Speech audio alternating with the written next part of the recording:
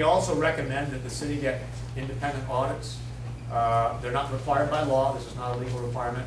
But since we were here, we're only here every 4 or 5 years, it's probably a good idea to get an outside auditor to look at these things on a more regular basis. We'll come back in 90 days, but part of that responsibility is for you all to do as well. The city did pay $23,000 for a 2-year audit ending in June of last year, but the audit was never released, and we weren't sure why the city would pay $23,000 and never finish up or release an audit. That was very problematic to us.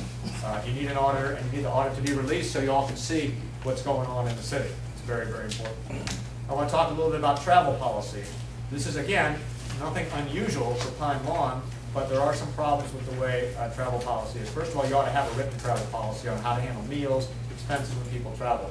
It's not that normal where people from a city like Pine Lawn need to travel all over the country for things, but every now and then there's a reason to do it. But there needs to be very clear rules because a lot of money can be spent very, very quickly. There was an advance payment to the mayor to attend a conference in Las Vegas. Now, this was a conference of city mayors. It's a legitimate conference. It's not some boondoggle. But there was advance payments. The receipts were not quite done in accordance with law. There was some unaccounted for money, and some receipts were submitted twice. So let's get a travel policy in place and make sure when $3,400 is spent of city money for somebody to go to Las Vegas, that you all can see that it was really a legitimate expenditure and that everything was properly accounted for. I'm not saying you shouldn't go there. I'm saying that when you do go there, it needs to be very clearly accounted for so you can make sure they got some value for their $3,400. Same thing with fuel and usage logs for vehicles. They were not maintained. That can really add up. You need to make sure that's done. And we were not able to reconcile fuel usage records with fuel purchase records, and that has to be able to be done. So we are asking that detailed capital asset records be kept, all your property tagged, valued, and inventoried each year. And we're asking for written contracts for things over $1,000, and we're asking for bids or quotes as well, competitive bidding so you get the best value. We think it's a good idea for you to have a regular audit. It'll be well worth the money. And to adopt better and more substantive travel policies. These are all findings that you'll see in the audit that will help the city save money. Same thing for fuel usage. Our next issue that we dealt with in the audit, which was something raised by the petitioners, were issues of payrolls and fringe benefits to city employees. First of all, there were payroll advances of over $4,000 made from June 2009 to November 2010. Now, they were deducted from the employee's next paycheck. Nobody stole any money here.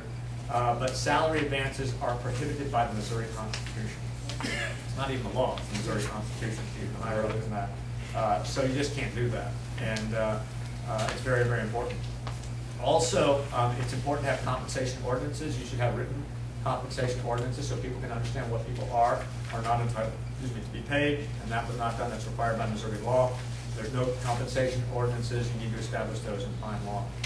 Commuting miles, we had some real problems with this. We found a car that was purchased in July of 2008.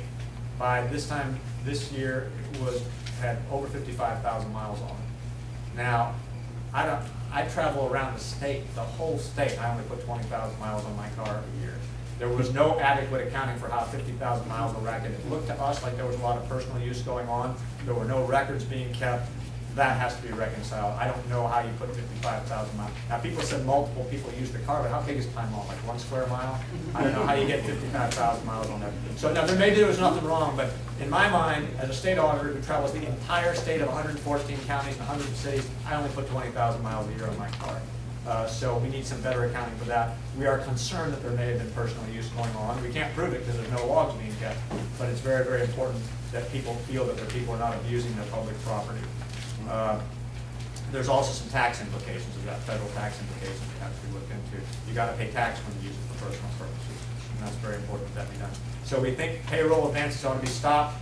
There ought to be an ordinance on compensation of city employees, and guidelines for travel ought to be followed very, very carefully, particularly mileage guidelines, just to get some people into some real